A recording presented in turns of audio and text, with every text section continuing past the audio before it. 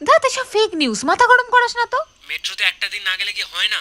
আমার একটা অন্তত কথা শোন, কখনো তো আমার কথা মন দিয়ে শুনিসই না। দেখ তুই তোর ফালতু লজিক নিয়ে থাক, বাট আমাকে জ্বালাস না। Excuse me.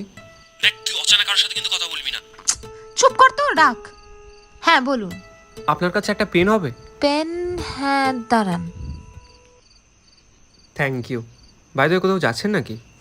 যাওয়ার তো কথা ছিল, বাট শুনছি মেট্রো নাকি বন্ধ, কি নাকি। আরে না, কিছু মেট্রো চলছে। চলুন আমিও যাচ্ছি, দেখিয়ে দিই। উফ, thank you. Myself Ahana. Romeo. Lady killer Romeo? ওরকমই। বাইরে ওটা বয়ফ্রেন্ড নাকি? ঝগড়া করছিল? হ্যাঁ বলবেন না আর, পুলিশ অফিসার সারাক্ষণ কি সব কেস নিয়ে থাকে আর এসে আমাকেই শোনায়। জানেন তো, এসব ঝগড়া না আমারও পছন্দ না। আমার একটা গার্লফ্রেন্ড ছিল, সব কথাতেই ঝগড়া। ভালো তো বাসতাম, তাই কিছু মনে করতাম না। বাট একদিন জানতে পারি সে চিটেড অন মি। তারপর কি করলেন? আমি ওকে খুব ভালোবাসতাম, তারপর কি যেন একটা হয়ে গেল। আমি থাকতে পারলাম না, একটা পেন নিয়ে এইভাবে সোজা গলায়।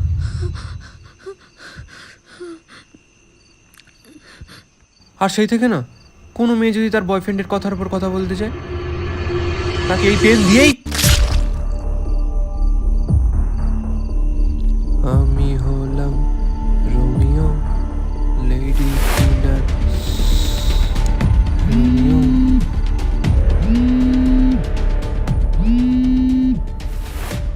প্লিজ মাথা ঠান্ডা করে শোন, আমাদের কাছে খবর এসেছে সাইকো কিলার টোকানেই ঘোরাঘুরি করছে। তুই এসব বিশ্বাস করবি না, বাট প্লিজ আমার জন্য